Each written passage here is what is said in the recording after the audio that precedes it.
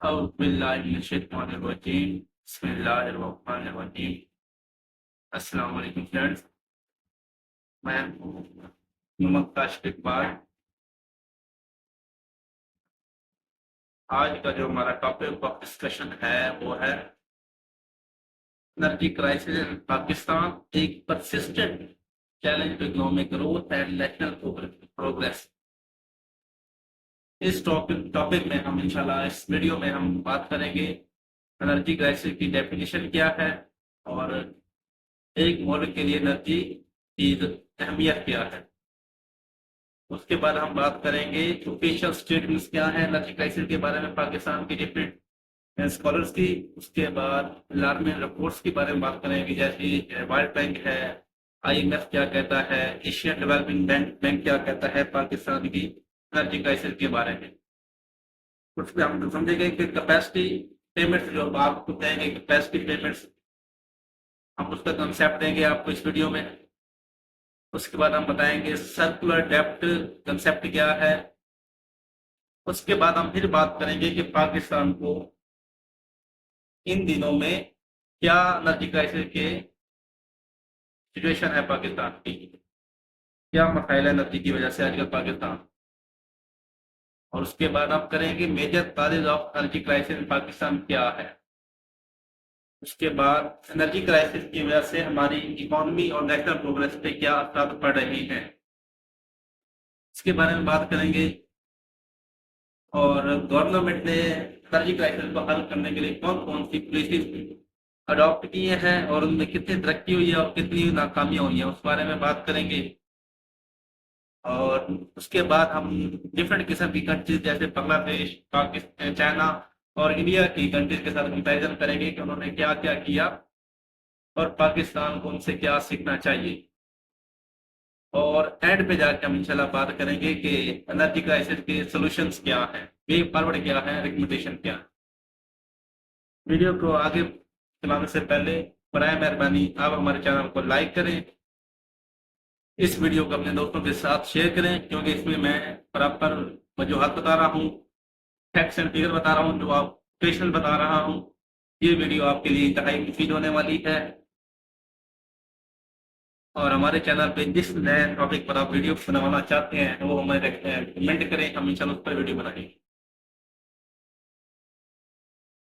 सबसे पहले बात करते हैं डेफिनेशन ऑफ एनर्जी क्राइसिस।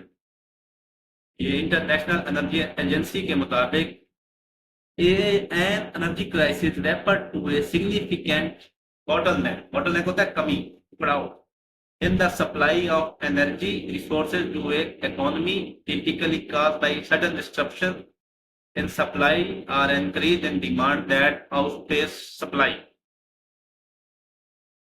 दोबारा कर लेते हैं। An energy crisis refer to a significant bottleneck in the supply of energy resources to an economy, typically caused by sudden disruption in the supply or an increase in demand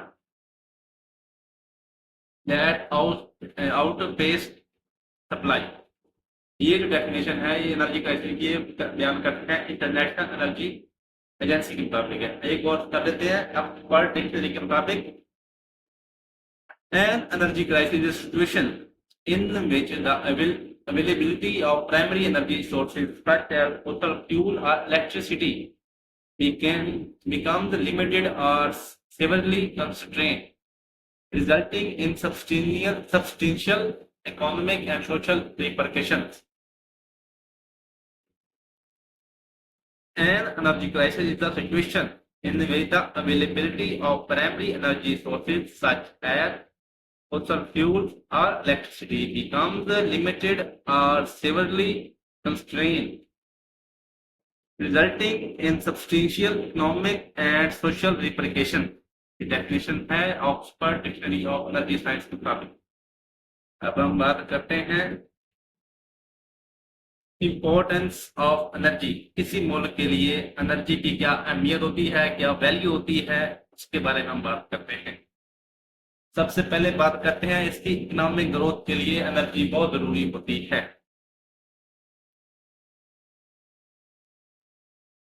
factory चलाने के लिए, machinery चलाने के लिए, transportation network चलाने के लिए, तो इसके लिए हमें एनर्जी जरूरी होती है। मैन्युफैक्चरिंग इंडस्ट्रीज हैं, अगर किसी मुल्क की मैन्युफैक्चरिंग इंडस्ट्री अच्छे से काम कर रही होगी, जो कि एनर्जी से चलती है, तो वो कंट्री एक्सपोर्ट कर सकता है।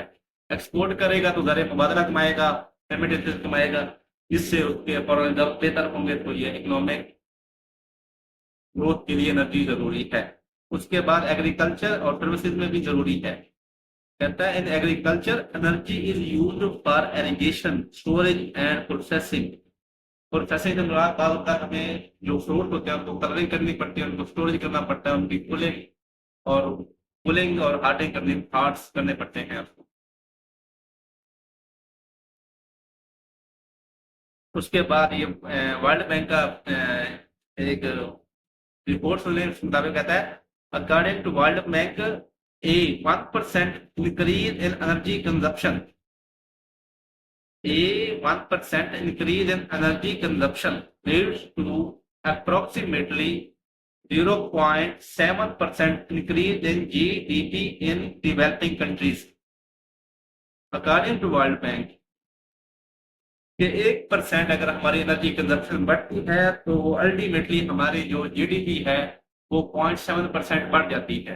ये कौन कह रहे हैं? ये वर्ल्ड बैंक का रिपोर्ट है। दूसरा बात कहता है इंफ्रास्ट्रक्चर एंड अर्बनाइजेशन। ये अर्बन जो मॉडर्न अर्बन इंफ्रास्ट्रक्चर के लिए हमें एनर्जी की जरूरत होती है। पब्लिक ट्रांसपोर्ट के लिए होती है, वाटर सप्लाई सिस्टम के लिए होती है, वाटर मैनेजमेंट के लिए होती है, वेस्ट मैनेजमेंट के लिए होती है और लाइटिंग के लिए होती है। और आजकल जो सेफ सिटीज वाला कंसेप्ट है उसमें 24 घंटे जो कैमरे चल रहे होते हैं, जो हेल्पलाइन कॉल चल रही होती है, तो इंफ्रास्ट्रक्चर और अर्बनाइजेशन के लिए भी एनर्जी जरूरी है। जैसे सेफ सिटी प्रोग्राम है उसमें कैमरे आपको 24 घंटे फोकस कर रहे हैं। अगर एनर्जी होगी तो आपके कैमरे काम करेंगे, एनर्जी होगी तो आपके रिकॉर्डिंग सिस्टम शुरू होगा। अर्बनाइजेशन और इंफ्रास्ट्रक्चर के लिए भी जरूरी है। नंबर में है ह्यूमन डेवलपमेंट।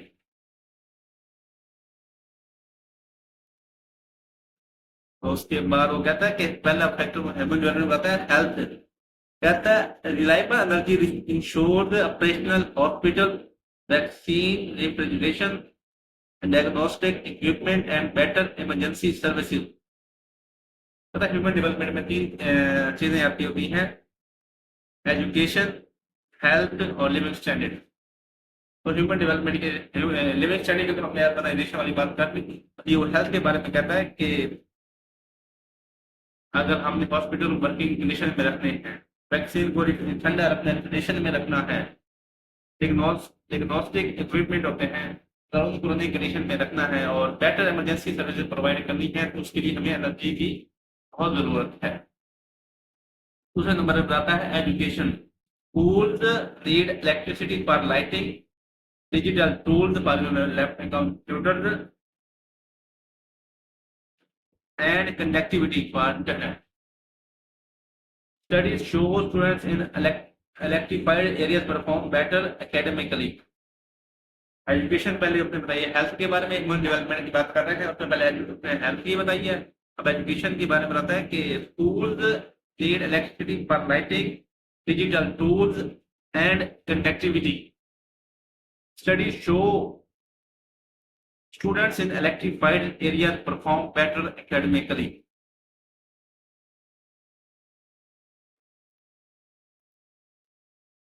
ये वर्ल्ड हेल्थ ऑर्गेनाइजेशन की रिपोर्ट के मुताबिक over 1 million people worldwide have limited or no access to health services due to lack of electricity. 1 billion people worldwide have limited or no access to health services due to lack of electricity. चौथे number पे आता है technological innovation and digital economy. Energy supports the digital transformation of economy from fintech and e-commerce to digital education and telemedicine. Energy आपको support करती है digital transformation के लिए, economy के लिए। वो फेनटेक जो फेनटेक से बाद जो ऐसी कमाई जो टेक्नोलॉजी से आती है, जैसे आजकल वो फ्रीलांसर्स बने हुए हैं, यूट्यूबर हैं, ब्लॉगर हैं, या वो लेक्चर प्रोवाइड कर रहे हैं, तो वो उसके लिए भी ज़रूरी है एनर्जी। और e commerce to digital education है, और टेली मेडिसन। 5वें नंबर पे है environmental sustainability. Energy choices effect environmental outcome, clean renewable and energy reduce green house gas emission and meditate climate change.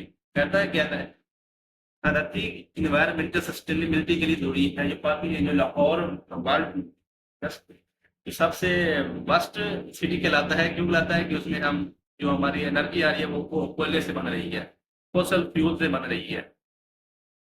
तो इसलिए अगर हम कहता है कि अगर हम रिन्यूएबल एनर्जी यूज करें, क्लीन यूज करें, और जो हमारी एनर्जी कंजम्पशन है उसको हम मकबूल तरीके से इस्तेमाल करें, प्रॉपर तरीके से इस्तेमाल करें, तो हमारा इन्वायरमेंटल भी इससे अच्छा हो सकता है। इसके बाद होगा नेशनल, 5वीं है national security and sovereignty. Energy independence shield a country from global oil price shocks and geopolitical instability.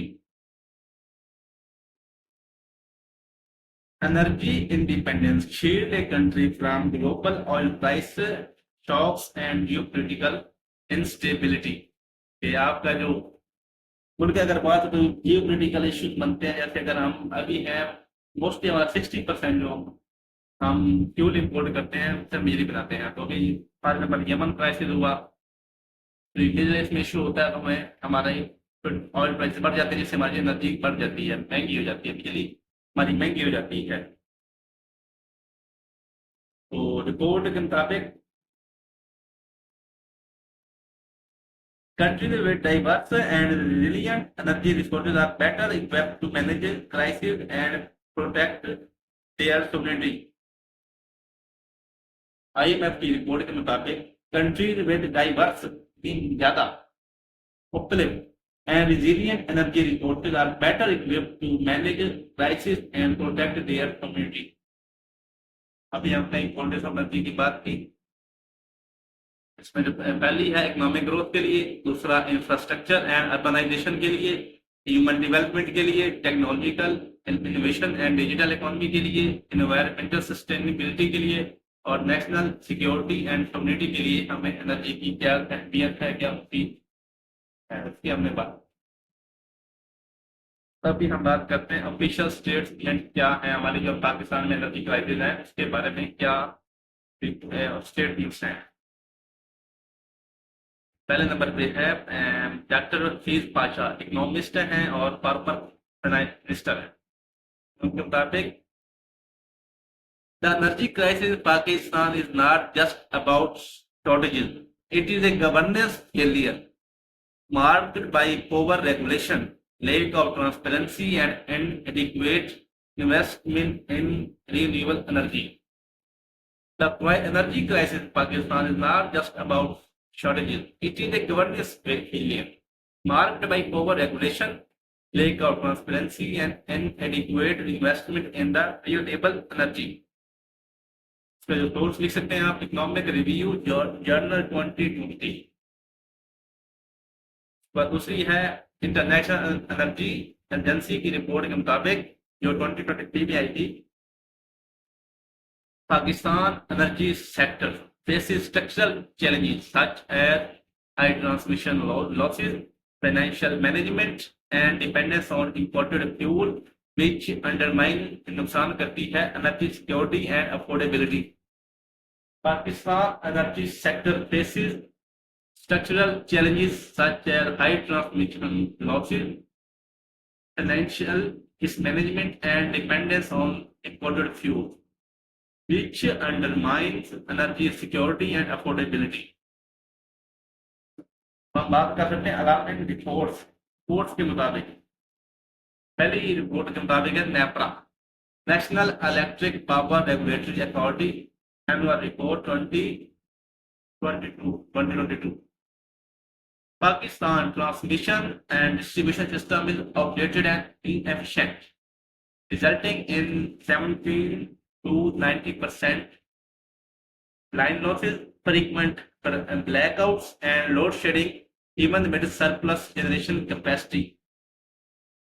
Pakistan transmission and distribution system is outdated and inefficient, resulting in 70 to 90% line losses, frequent blackouts, and load shedding, even with surplus generation capacity.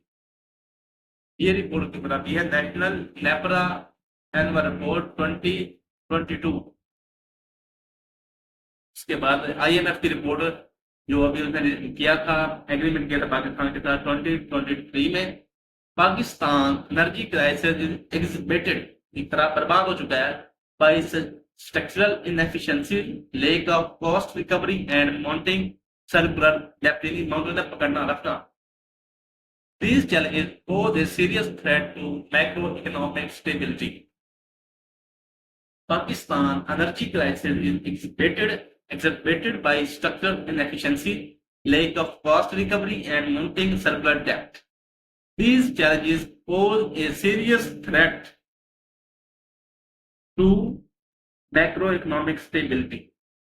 के बाद Asian development bank की report है पाकिस्तान की energy crisis के बारे में। Pakistan energy sector suffered from chronic underinvestment, high transmission losses, and poor regulatory oversight. These issues are hampering होता है रुकावट, industrial productivity and economic growth. Pakistan energy sector suffered from chronic underinvestment, high transmission losses, and poor regulatory oversight. These issues are hampering industrial productivity and economic growth.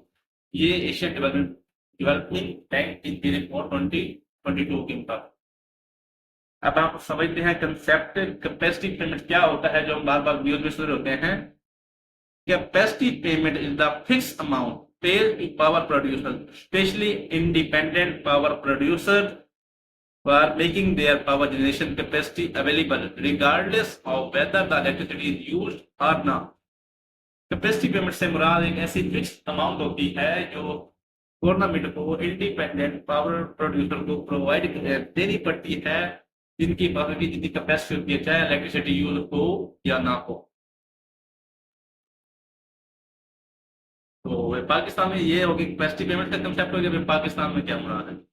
In Pakistan, government signed power purchase agreements with the IPPs under a take or pay model.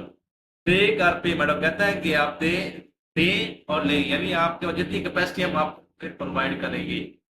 This means the government must pay for available capacity even it is not consume electricity from these plants. This means the government must pay for the available capacity even it does not consume electricity from the plant. For example, a power plant has the capacity to produce 500 megawatt, but national grid only requires 200 megawatt.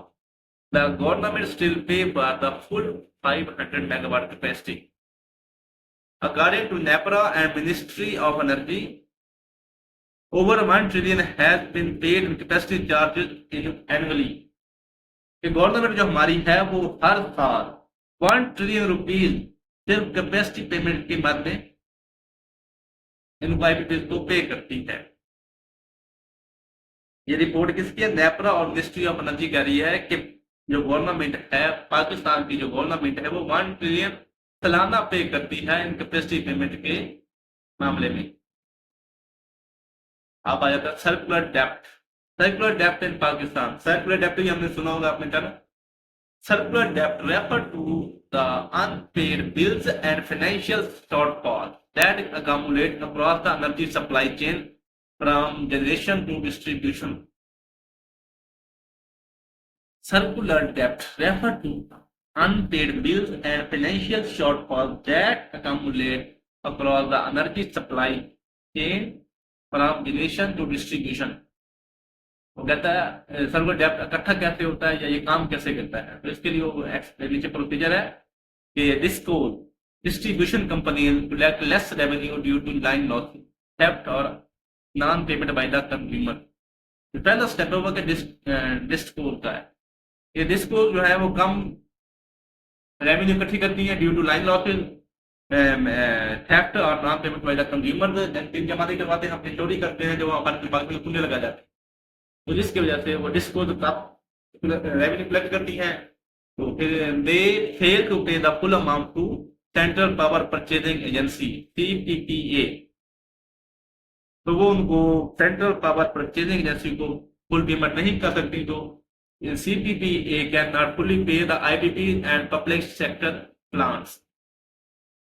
तो जब ये IPP को public sector plant को provide नहीं करते तो फिर ये these IPP and public sector plants then fail to pay fuel supplier. जो PSO या सुई नॉर्दर्न गैस पाइपलाइन है या PSO को नहीं पे कर पाती जितना उन्होंने फ्यूल का इस्तेमाल किया होता है, तो साइकिल कंटिन्यू, तो इस तरह साइकिल कंटिन्यू रहता है। जो एंड पे मुतासर होता है वो PSO या SNEPL मुतासर होता है। उनको वो गैस फ्यूल भी दे रहे हैं लेकिन उनको प्रॉपर पैसे नहीं देते, तो फिर वो आपके होल्ड कर लेते हैं, आपको फ्यूल नहीं देते या फिर वो आपको गैस नहीं देते। इफेक्टिव नेपरा के मुताबिक एज ऑफ 2024 पाकिस्तान सर्कुलर डेप्ट हैज क्रॉस ₹2.6 ट्रिलियन। कि पाकिस्तान का 2024 में जो सर्कुलर डेप्ट था वो 2.6 ट्रिलियन से बढ़ चुका था। ये नेपरा की रिपोर्ट है। अब बात करते हैं कि पाकिस्तान को एनर्जी के मामले में क्या आजकल इश्यूज आ रहे हैं। जो सबसे पहला इशू है वो install capacity and actual generation है।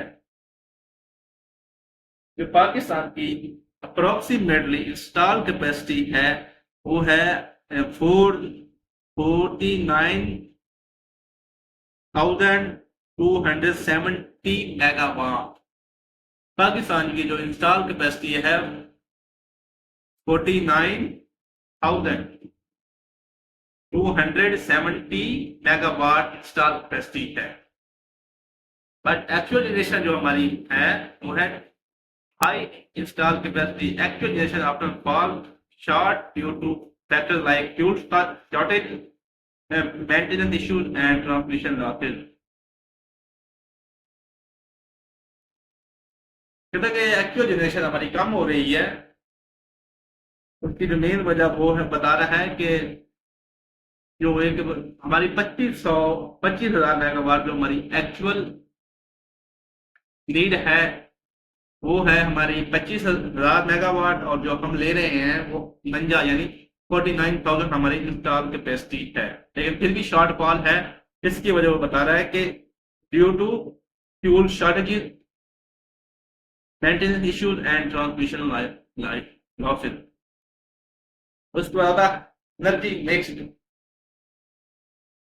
Energy mix as of September 2024 कि हमारी जो थर्मल है वो थर्मल हमारी 28,000 मेगावाट है, जो 58% ऑफ हमारी इंस्टॉल कैपेसिटी है। हाइड्रो इलेक्ट्रिसिटी जो हमारी है वो है 11,520 मेगावाट। ये हमारी हाइड्रो इलेक्ट्रिसिटी है जो हमारी 23% बनती है हमारी टोटल कैपेसिटी इंस्टॉल कैपेसिटी। उसके बाद न्यूक्लियर है 3620 मेगावाट, 3620 मेगावाट आपका न्यूक्लियर एनर्जी।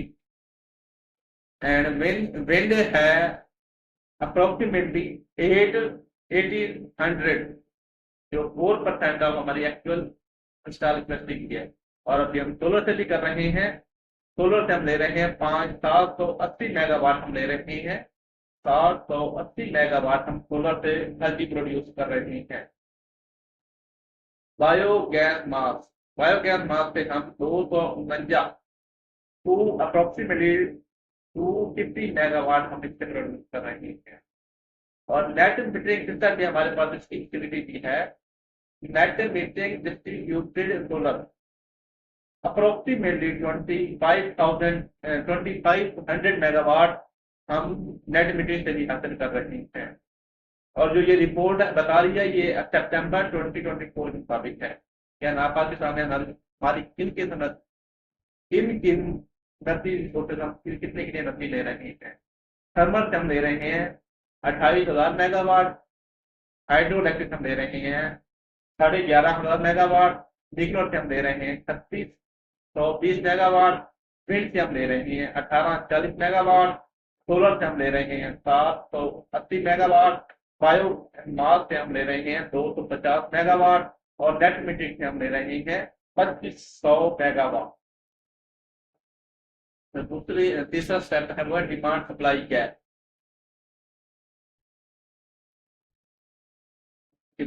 वही बात है कि जो Pakistan continue to experience a significant demand supply gap in electricity, while exact figure fluctuates. The shortfall and after due to load shedding, especially during peak demand period.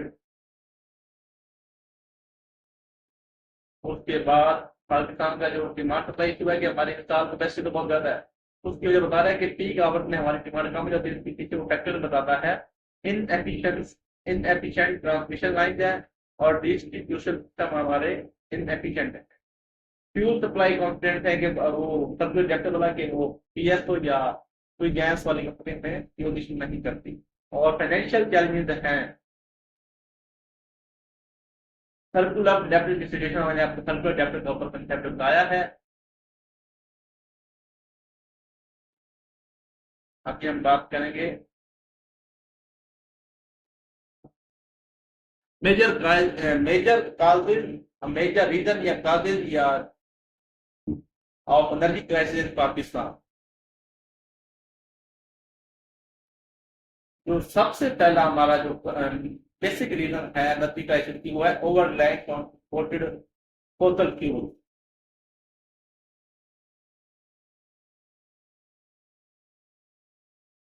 जो over reliance on imported fossil fuel की पहली वजह वो कहता है कि energy mix as of 2023 approximately 80% of Pakistan energy electricity was generated from the fossil fuel, particularly from oil and gas. 2023 के report के नेपरा की रिपोर्ट के मुताबिक जो 80% हमारी इलेक्ट्रिसिटी जनरेट हो रही थी वो सिर्फ फोसल फ्यूल से जनरेट हो रही थी।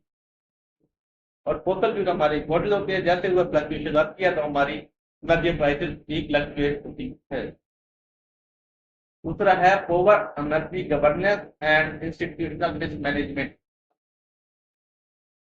Power energy governance and institutional risk management वो कहता है ट्रांसमिशन एंड डिस्ट्रीब्यूशन लॉसेज। जो पहली है एनर्जी गवर्नेंस की, तो पहली वो बता रहा है, कह रहा है कि transmission and distribution losses, technical and non technical losses in the electricity sector reach up to 25 to 30%, including significant inefficiencies. वो कहता है कि हमारी टेक्निकल लॉसेज है वो 25 to 30% तक है। और ये साउथ एशिया में सबसे ज्यादा है। सबसे कम है वो है इंडिया के सिर्फ 14% है इंडिया के, और 22% आई थिंक बांग्लादेश का है, और 18 श्रीलंका का है। और साउथ एशिया में सबसे ज्यादा जो लार्ज लॉसेज है वो पाकिस्तान के है। उसका electricity theft in some areas power theft rates are as highly as 37%। कुछ खास एरिया में जो इलेक्ट्रिसिटी थेफ्ट हो रही है वो है 37% हो रही है। उसके बाद इंस्टीट्यूशनल रिस्क मैनेजमेंट में करप्शन के बारे में बताता है कि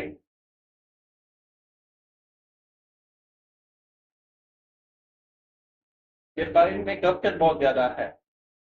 इसकी आप मैंने बताई थी करप्शन वाली वीडियोस में कि अगर आपको एक मीटर सिंपल मीटर लगवाना है तो आपको जो फाइल ओरिजिनल फाइल 1800 में तैयार होती है उसके लिए आपको 5000 पे करना पड़ता है। जब आप 5000 पे करते हैं तो आपकी फाइल जल्दी कंप्लीट होती है। मतलब जो 1800 वाली फाइल है उसको कंप्लीट होने में 6 महीने, 1 साल 2 साल लग सकते हैं, लेकिन जो आपकी 5000 की फाइल होगी वो विद इन 3 to 4 मंथ आपकी हो जाती है।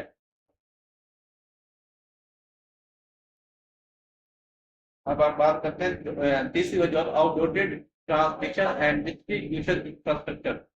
Outdated transmission and distribution infrastructure.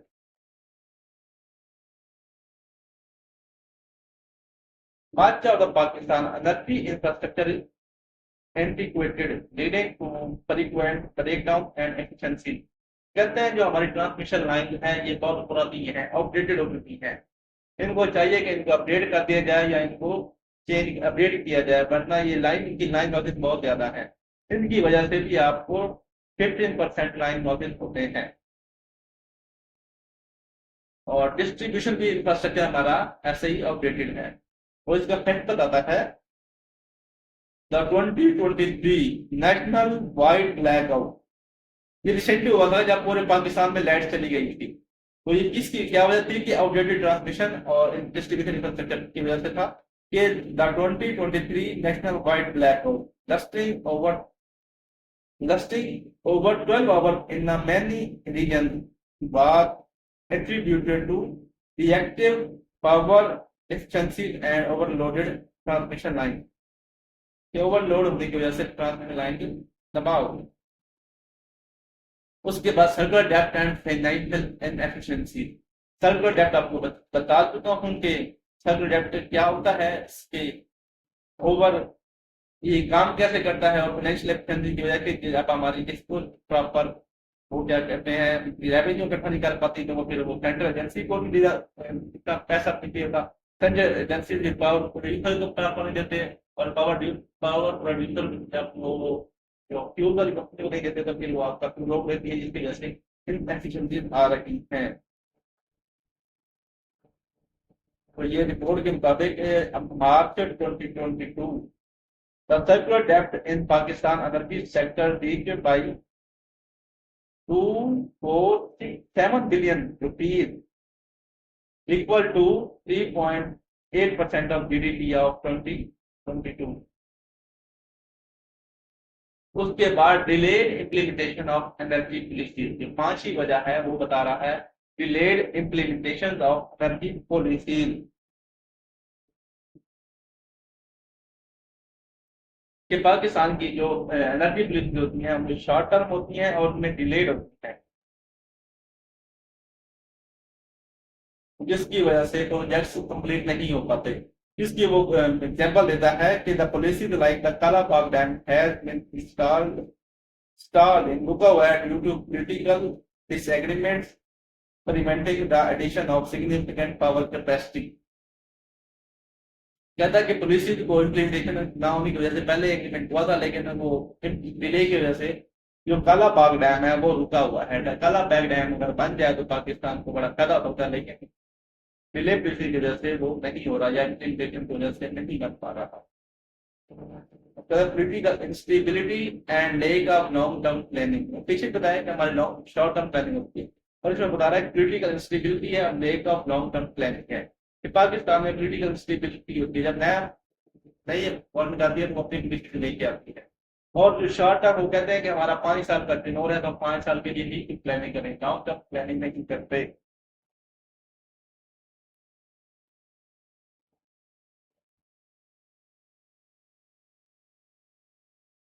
The political instability has created mistrust among the investors in energy sector। तथा political instability की वजह से एनर्जी सेक्टर में इन्वेस्टर का मिसट्रस्ट क्रिएट कर चुका है। उसके प्रोजेक्ट डिले के बारे में बताया है कि इंटरनेशनल प्रोजेक्ट्स सच एज काफी तुर्कमेनिस्तान, अफगानिस्तान, पाकिस्तान, इंडिया, ये काफी and Iran Pakistan gas pipeline has been delayed due to political instability.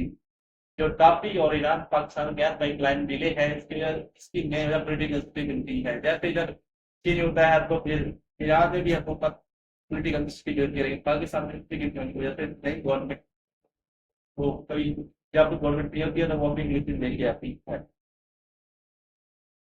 साथ में बताता है inefficient exploration of renewable energy resources. एक रिपोर्ट के मुताबिक as of report 2023 renewable energy resources contributed to only 7% of Pakistan energy mix with the hydro, solar and the wind contributing। एक report के मुताबिक पाकिस्तान में सिर्फ न्यूक्लियर एनर्जी रिसोर्सेज की वजह से सिर्फ 7% जो एनर्जी वो रिन्यूएबल एनर्जी रिसोर्सेज से प्रोड्यूस हो रही है। लेकिन पाकिस्तान का जो पोटेंशियल है, Pakistan has significant potential for solar and wind energy, yet this remain underutilized due to policy and infrastructure challenges। वो कहता है कि पाकिस्तान में एनर्जी, न्यू एनर्जी रिसोर्सेज का बहुत ज्यादा पोटेंशियल है। ये हमारे बलूचिस्तान में सोलर का इंतहाई इम्पोर्टेंट रिन्यूएबल एनर्जी रिसोर्सेज है, ये हम लगा दें क्योंकि वो फसल जो एरिया हैं वो अनएलिवेटेड, वो दराज इस्तेमाल नहीं होते, वहाँ पर जो अच्छी खासी पड़ती है तो हमारी रिन्यूएबल एनर्जी रिसोर्स यानी विंड और सोलर को लगा सकते हैं। उसके बाद जो आठवीं मेन वजह है वो है water, climate change and water scarcity. Water scarcity बारे में मैं वीडियो बना चुका हूँ, आप हमारे चैनल पर वाटर क्राइसिस के बारे में भी हमारी वीडियो देख सकते हैं ठीक है नंबर, और इसमें भी हमने खुल के सब वीडियो का बयान किया हुआ है। और उस वीडियो के बाद आपको वाटर क्राइसिस पर कोई भी वीडियो नहीं। चलते हैं अपने टॉपिक की तरफ। क्लाइमेट चेंज की वजह से रेनफॉल कम हुआ है, ग्लेशियर मेल्ट हो रही है, जिसकी वजह से हमारी हाइड्रोजनेशन यानी कम हो गया। अभी रिसेंटली पाकिस्तान में खबर चली थी कि पाकिस्तान का जो तलमिला डैम है और मंगला डैम में बिजली बहुत ज्यादा होने की वजह से हमारी एनर्जी इफेक्ट होने के चांसेस हैं, हाइड्रो एनर्जी के इफेक्ट होने के चांसेस हैं। उसकी वजह से हमारे पास स्टोरेज वो हमारे डेट लेवल तक की जो स्टोरेज कैपेसिटी वो पहुंच चुकी है, क्योंकि इंडिया ने हमारे वाटर को अपनी तरफ ग्रोथ कर दिया है और पाकिस्तान एक वाटर स्कार्सिटी की तरफ शिफ्ट हो चुका है। Pakistan is classified as a water surplus nation। IMF के मुताबिक पाकिस्तान एक वाटर सरप्लस कंट्री है। हमने मेजर कारण के बारे में बात की है कि ओवर रिलायंस और इम्पोर्टेड फॉसल फ्यूल पे हमने डिपेंडेंस है हमारी। अगर हम लोकल जैसे हमारे पत्थर पार कर उस पर शिफ्ट हो जाए तो वो भी हमारा एनर्जी कैसे कम हो सकते हैं। Over energy governance and institutional management है हमारी। Updated transmission and distribution infrastructure है। सर्कुलर डेप्थ और फाइनेंशियल इनएफिशिएंसीज है पाकिस्तान में। Late implementation of energy policies है, पॉलिसीज बात तो जाते हैं लेकिन इम्प्लीमेंटेशन में डिले आते हैं, जिसकी वजह से उनका इंटरेस्ट खत्म हो जाता है। Political stability and lake of long term planning है। हमारे पाकिस्तान में लॉन्ग टर्म प्लानिंग नहीं शॉर्ट टर्म प्लानिंग प्रेफर किया जाता है ताकि हम अपना इलेक्शन जीत सकें। Inefficiency of exploration of renewable energy, हमारा सोर्सेज पर रिन्यूएबल एनर्जी रिसोर्सेज पर फोकस भी नहीं है, वो हमें फोकस पे करना चाहिए। क्लाइमेट चेंज और वाटर स्कार्स की वजह से भी कुछ हमारे पाकिस्तान में एनर्जी क्राइसिस है। अब हम बात करते हैं effects of energy crisis in Pakistan.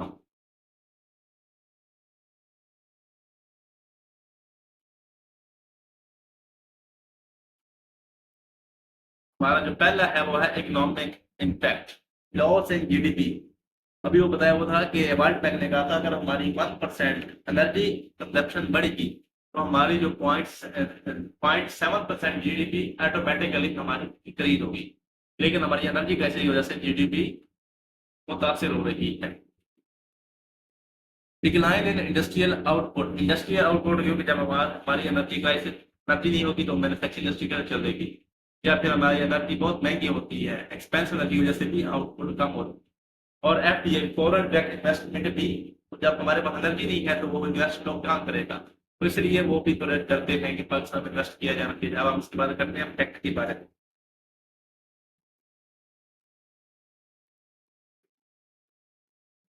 इन अक्टूबर 2022 ये फैक्ट लिख लें,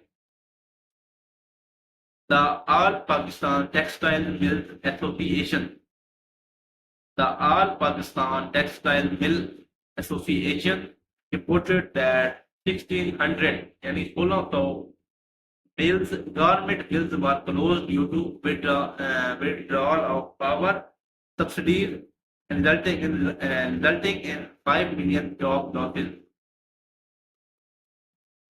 2022 में all Pakistan textile mill association ने कहा कि हमारी 1600 गारमेंट इंडस्ट्री इसलिए बंद हो गया कि उन्होंने सब्सिडीज कम कर दी है, क्योंकि पाकिस्तान की एनर्जी महंगी होने की वजह से वो अफोर्ड नहीं कर पाते। इसकी वजह से 50 लाख जॉब खत्म हुई। उसके बाद हम बात करते हैं दूसरा, सोशल एनर्जी का सोशल अनएम्प्लॉयमेंट। जब इंडस्ट्रीज बंद हो रही, जब सोशल एरिया के जब हमारी दोनों इंडस्ट्री बंद हुई तो 50 लाख अनएम्प्लॉयमेंट हुई। तो पॉवर्टी, जब अनएम्प्लॉयमेंट होगी तो पॉवर्टी होगी। और पब्लिक डिस्ट्रस्ट, जब पब्लिक अनरेस्ट होगा तो हमारे अगर एनर्जी नहीं होगी, हॉस्पिटल में एनर्जी नहीं होगी तो किसी के बच्चे को वेंटिलेटर पर डिपेंडेंट है तो एनर्जी ना होने की वजह से वो उनकी डेथ हो सकती है। तो इसलिए पब्लिक में अनरेस्ट होता है, पब्लिक अनरेस्ट की वजह से फिर झगड़े होते हैं। अब बात हम करते हैं टैक्स की। The closure of industries due to energy shortages led to significant job losses, exacerbating poverty levels. As 2024-25 report by World Bank, Pakistan poverty rate is 39.2%। World report के मुताबिक पाकिस्तान की जो गुर्बत रेट है वो है 39.2% ड्यू टू एनर्जी क्राइसिस। ये world bank की रिपोर्ट है। अनरेस्ट की बताता है कि rising electricity bills and frequent load shedding have sparked protest and demonstration across the country. Energy की जब सब्सिडी कम करते हैं तो हमारी एनर्जी का फ्यूल प्राइसेस बढ़ते हैं, तो हमारी एनर्जी प्राइसेस बढ़ती है, जिसकी वजह से गरीब बंदा इलेक्ट्रिसिटी अफोर्ड नहीं कर पाता या फिर पे नहीं कर पाता, तो उनमें अनरेस्ट करके डूबता है। लोड शेडिंग भी एक इसकी वजह है। उसके बाद है environmental increase carbon footprint. Energy का इसी वजह से एनवायरमेंटल भी डैमेज होता है। इसकी Pakistan heavily relies on fossil fuel for electricity generation contributed to higher greenhouse gas emission, exhibiting climate change। कि पाकिस्तान जो है वो 80% अगर फॉसल फ्यूल पर डिपेंडेंट है तो फॉसल फ्यूल बढ़ेंगे, फॉसल ग्रीन हाउस बढ़ेंगे तो जिससे हमारा क्लाइमेट इम्पैक्ट होगा। तो चौथा इम्पैक्ट है वो है इंस्टीट्यूशनल। उसमें trust deficit in governance and policy failures. Trust deficit in governance and policy failures. Inability to provide consistent energy supply has eroded public trust in governmental institutions and policies। ये कहता है कि जब वो गवर्नमेंट है unable to provide consistent energy supply, जब वो energy supply नहीं कर पा रही तो उनमें डिस्ट्रेस क्रिएट हो चुका है, डेफिसिट एंड ट्रस्ट डेफिसिट हो चुका है पब्लिक में। उसके बाद education and health sector are suffering due to energy crisis. In educational and health sectors are suffering due to energy crisis। The power outages disrupted craft activities, particularly in rural areas, making backup power situation। This hampered recovered the students' learning experience and widened the educational gap between the urban and the rural regions। Classroom में बिजली होने की वजह से different किस्म की area में activity रुक जाती है। मतलब अगर कोई बच्चा कंप्यूटर पे क्लास कर रही है तो एनर्जी ना होने की वजह से, लोड शेडिंग की वजह से उनकी क्लास पीरियड खत्म हो जाएगा। तो हमने भी ऐसा एक्सपीरियंस किया जब हमारा कंप्यूटर का लेक्चर होता था 9वीं क्लास में, 9वीं 10वीं में होता था, लैट होने की वजह से हमें पीरियड ऑफ करवा दिया जाता है। लैट होने की वजह से आप आजाद है। और हेल्थ सेक्टर की वजह से बताते हैं यूनिसेफ रिपोर्ट के मुताबिक improving energy would avoid 1,73,000 death in Pakistan by annually. कहता है अगर पाकिस्तान की एनर्जी सेक्टर को इम्प्रूव कर दिया जाए तो 1,73,000 डेथ जो एनुअली हो रही है उनको बचाया जा सकता है ड्यू टू एनर्जी का। ये यूनिसेफ की रिपोर्ट है।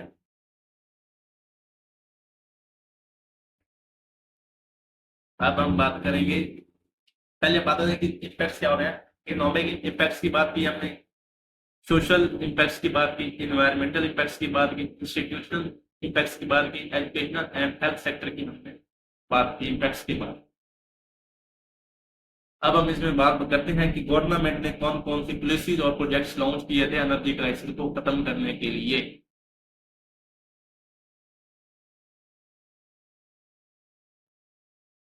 विजन आया था, vision 2025 and alternative and renewable energy policy 2025। The vision 2025 the this strategic plan aim to add 25,000 megawatt to national grid by 2025 and reduce transmission and distribution losses to below 10%.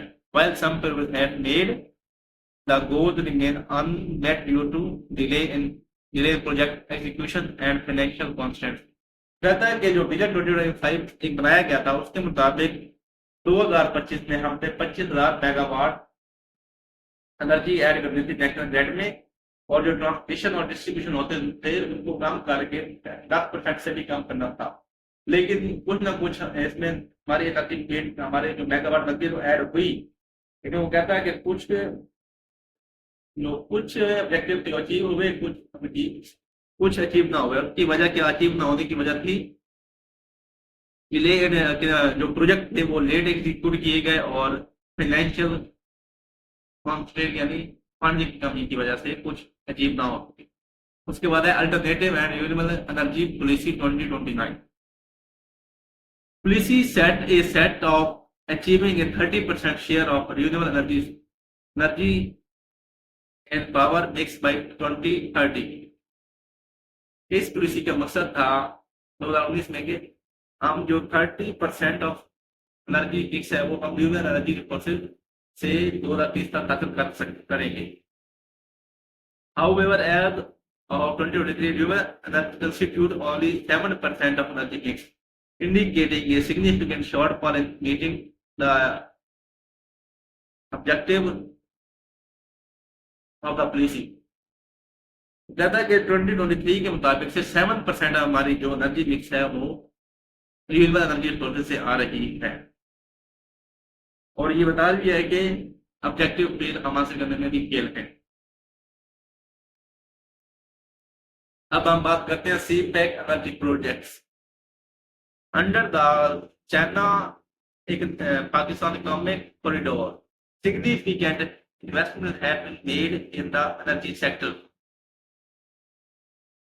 C pack के अंदर हमारे जो 11 power projects with combined capacity of 6,369 megawatt has been commissioned यानी added to national grid.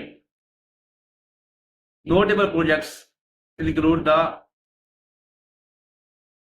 13,020 megawatt Sahiwal coal power plant, 720 megawatt Karod hydro power plant and the 1,000 megawatt Kaide Azam solar park। कहता है कि 11 project सी pack के अंदर हमारे complete हो चुके हैं, जिसकी वजह से हमें 6,370 मेगावाट हमारी ग्रिड में ऐड हुआ है सी पैक प्रोजेक्ट के अंदर। उनमें जो इम्पोर्टेंट जो प्रोजेक्ट 11 में से जो खास प्रोजेक्ट उनमें है साहिवाल कोल पावर प्लांट है, वो करोड़ हाइड्रो पावर प्लांट है, और क्या दिया सोलर पावर प्लांट है। कहता है इसकी भी चैलेंजेस ये हैं कि despite this development some projects such as Neo Gwadar International Airport and remain underutilized, and these are concerned about the distribution of benefits and local community। कहता है कि हमारा जो ग्वादर पे प्रोजेक्ट बन रहे हैं वहाँ लोकल कम्युनिटीज की वजह से इश्यूज आ रही है। उसके बाद है सर्कुलर डेप्थ मैनेजमेंट प्लान, सर्कुलर डेप्थ मैनेजमेंट प्रोग्राम प्लान। सर्कुलर डेप्थ को पाकिस्तान से खत्म करने के लिए प्लान बनाया गया। Pakistan is finalising a 4.47 billion loan with commercial bank के। Pakistan 4.47 billion dollar commercial bank से देगा और ये सर्कुलर डेब्ट का इशू खत्म करेगा। ये पाकिस्तान एलिमिनेट करेगा, जो सर्कुलर डेब्ट है इसको खत्म करेगा।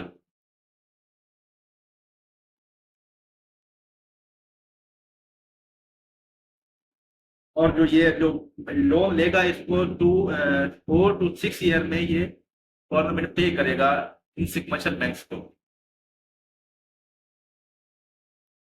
कि पाकिस्तान में जो सर्कुलर डेब्ट का प्लान बनाया गया था कि पाकिस्तान $4.47 बिलियन कमर्शियल बैंक से लोन लेगा और जो कंपनीज है इनको प्रोवाइड करेगा, ताकि सर्कुलर हो रहा है हर साल इंटरेस्ट रेट के साथ बढ़ रहा है उसको खत्म किया जाए। और जो ये लोन है गवर्नमेंट ऑफ पाकिस्तान ये 4 से 6 सालों में अदा करेगा। उसके बाद पाकिस्तान की नई पॉलिसी है कि इलेक्ट्रिक एंड वापडा रिस्ट्रक्चरिंग।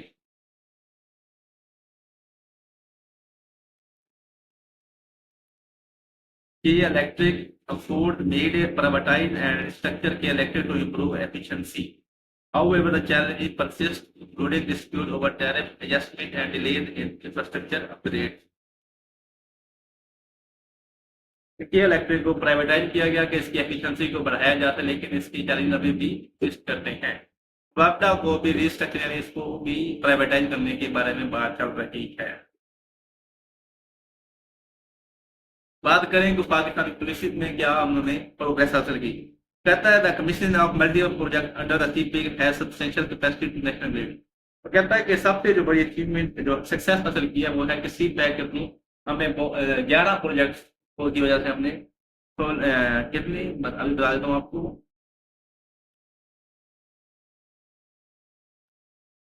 6,370 मेगावाट हमारी नेशनल ग्रिड में ऐड हो चुका है। ये हमारी बड़ी कामयाबी है की वजह से।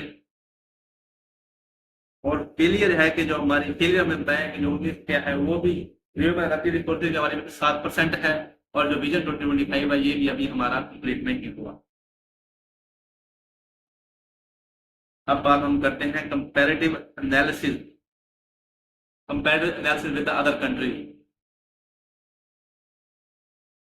हम पहले बात करते हैं, हम अपने करीब की बात करते हैं जो हमारे साथ साथ हैं, क्योंकि हम इंडिया जो दूसरे यूरोप के बारे में हम कंपेरिजन नहीं करते क्योंकि उनका एरिया डिफरेंट है, उनका वो कहते हैं जियो पोलिटिकल पोजिशन अलग है। हम बात करते हैं बांग्लादेश की और चाइना की।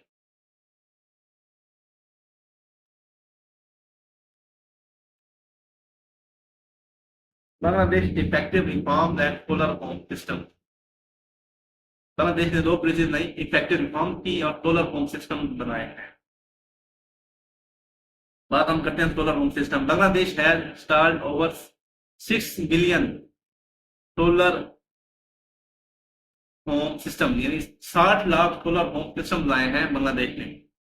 Providing clean electricity to approximately 20 million, यानी 2 करोड़ बंदों को साफ यानी क्लीन यानी रिन्यूएबल एनर्जी प्रोवाइड कर रहा है बांग्लादेश। और ये अप्रोक्सीमेटली 12% ऑफ द पॉपुलेशन है। 2 करोड़ आवाम को वो जो एनर्जी है 60 लाख सोलर सिस्टम प्रोवाइड कर रहा है और ये 12% एनर्जी मिक्स की बात आती है।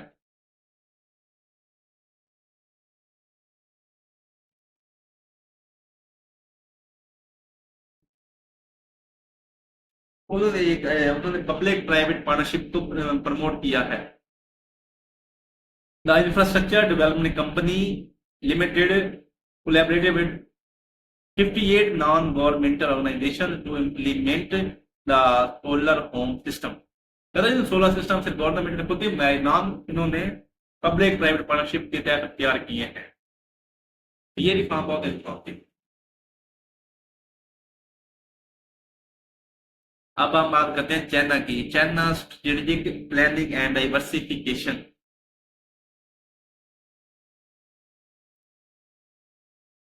उनका जो पहली चाइना की अचीवमेंट है वो है human energy capacity. As of July 2024 China achieved its 2030 target of 1200 megawatt of install solar and wind capacity.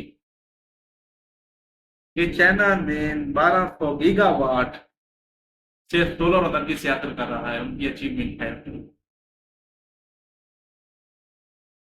Global investment leader 2024 में चाइना है led global green energy investment contributing to third of 2.1 trillion global spending. ये जो to third यानी कि दुनिया में 3% काम हुआ है, 3 रुपए खर्च हुए हैं, तो 2 रुपए उसमें सिर्फ चाइना ने ग्रीन एनर्जी में इन्वेस्ट किए हैं, जो बनते हैं 2.1 ट्रिलियन रुपीज। इसकी वजह क्या है कि उन्होंने मैसिव इन्वेस्टमेंट की है, उनकी स्ट्रेटेजिक प्लानिंग, उन्होंने प्लानिंग क्या है, उनकी जो तरीकाकार क्या है, उन्होंने massive investment, China plan to invest around 800 billion by 2030 to modernize its power grid, celebrating the integration of energy resources. उन्होंने मैसिव इन्वेस्टमेंट किया है रिन्यूएबल एनर्जी रिसोर्सेज में, और पॉलिसी कमिटमेंट, उन्होंने कमिटमेंट किया है, उनकी पॉलिटिकल स्टेबिलिटी है, उन्होंने कमिटमेंट कर ली है, उस पर काम कर रही है। बांग्लादेश ने पब्लिक प्राइवेट पार्टनरशिप के साथ काम किया और अपने जो सिस्टम है उसको बेहतर इम्प्रूव किया। और दूसरा उनका सिस्टम था कि सोलर होम सिस्टम, चाइना ने हैवी इन्वेस्टमेंट की है और पॉलिसी कमिटमेंट है। पाकिस्तान को इनसे क्या लेसन सबक सीखने चाहिए, वो बात करते हैं। डिसेंट्रलाइज रिन्यूएबल एनर्जी रिसोर्सेज, इनको जो रिन्यूएबल एनर्जी रिसोर्सेज है उनको डिसेंट्रलाइज करना चाहिए, इनको डिस्पोज के अंदर नहीं, इनको लोकल इलाकों के अंदर डिस्ट्रीब्यूट करना चाहिए।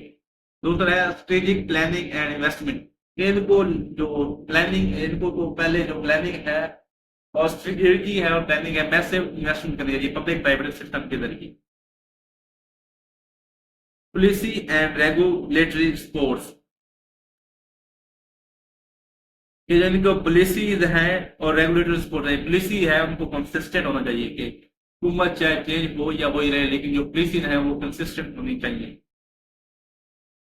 फोकस ऑन लोकल मैन्युफैक्चरिंग, उसके बाद जो इनकी इंडस्ट्रीज है, जो सोलर पे हमारे पास यूईटी कराची में लोकल प्लांट स्टॉल था जहाँ लोकल सोलर प्लेट्स तैयार होते थे, तो हमें लोकल जो रिन्यूएबल प्रोड्यूसिंग इक्विपमेंट है उस पर लोकल पे फोकस करना चाहिए instead of foreign import.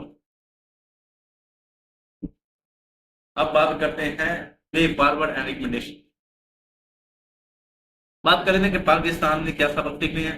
Pakistan जो पहला सबक सीखना है वो है कि हमारी जो हमें डिसेंट्रलाइज करना चाहिए, जिसको वो प्राइवेटाइज या डिसेंट्रलाइज करना चाहिए।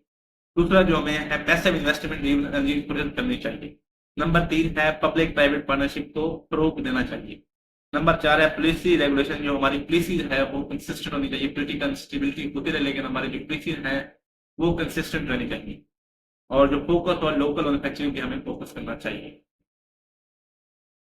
अब पाकिस्तान के लिए एनर्जी क्राइसिस का जो वे फॉरवर्ड और रिकमेंडेशन है वो कैसा है, diversify energy mix through what energy resources, हमें रिन्यूएबल एनर्जी रिसोर्सेज की तरफ फोकस करना चाहिए और डिवर्सिटी एनर्जी मिक्स को डाइवर्सिफाई करना चाहिए। कि अभी 2023 की रिपोर्ट के मुताबिक हमारा 80% जो हमारी एनर्जी प्रोड्यूस हो रही है वो सिर्फ फोसल फ्यूल से हो रही है, इसको हमें डाइवर्सिफाई करना चाहिए।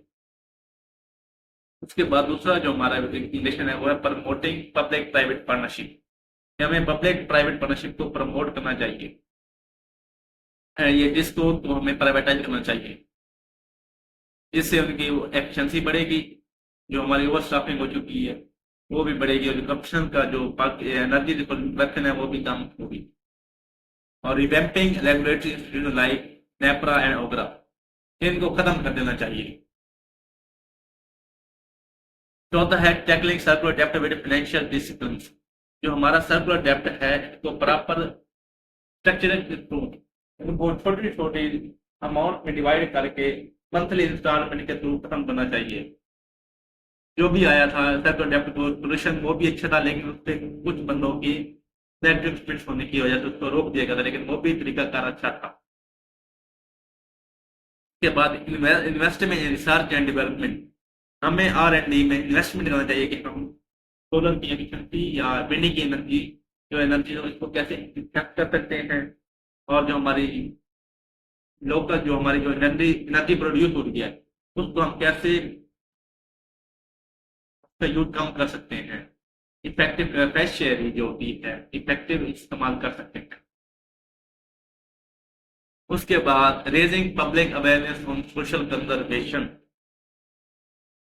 हमारी जो पब्लिक अवेयरनेस है इसमें और सोशल मीडिया इलेक्ट्रॉनिक मीडिया के रूप में कंजर्वेशन एनर्जी बचाने के तरीके बताने चाहिए। के बाद में अगर हम धूप से जा रही हैं, जो हमारे फैन चल रही है, लाइटिंग है, उसको ऑफ कर देना चाहिए। और जिसमें किस्म की हमारी जो वो पर जो इलेक्ट्रिसिटी ज़्यादा यूज करने वाली इक्विपमेंट हैं उनको चेंज करना चाहिए, जो लेटेस्ट आ रहे हैं उनको प्रेफर करना चाहिए। उसके बाद जो सातवें रिकमेंडेशन है वो है सिंथेटिक एनर्जी ट्रेड। ये काता है, ये भी एक एग्रीमेंट है और टापी और ईरान पाकिस्तान गैस पाइपलाइन को प्रमोट करना चाहिए, जिससे हमारा जो इम्पोर्टेड फ्यूल आ रहा है उससे हमारी एनर्जी कास्ट कम वही तो हम प्रमोट करना चाहिए। रीजनल एनर्जी ट्रेड को हमने प्रमोट करना चाहिए। ताप्ती वाला प्रोजेक्ट कामयाब हो जाए तो इससे हमारी जो तुर्कमेनिस्तान से इलेक्ट्रिसिटी है वो अफगानिस्तान से पाकिस्तान और पाकिस्तान से लिया जाएगी। इसके जरिए भी हम हमारी जो एनर्जी शॉर्टफॉल है, लोड शेडिंग है, वो कम होगी। और जो ईरान पाकिस्तान गैस पाइपलाइन है उसके जरिए जो हम कतर कुवैत से गैस इंपोर्ट करते हैं उससे हमारी वो एनर्जी कॉस्ट कम आएगी। ये थी हमारी बेफार्मा रिकमेंडेशन। अगर हमारी वीडियो आपको पसंद आई हो तो इसको लाइक करें, अपने दोस्तों के साथ शेयर करें, वो शेयरिंग इज केयरिंग। और कमेंट में अपना फीडबैक दें और हम हमें बताएं कि आप नेक्स्ट टॉपिक पर कौन सी वीडियो चाहते हैं। और हमारे चैनल द लर्नर ग्रुप को सब्सक्राइब करें और साथ ही बेल आइकन को प्रेस करें ताकि हमारी आने वाली नई वीडियो आपको बर वक्त उसका नोटिफिकेशन मिलता रहे। वीडियो देखने के लिए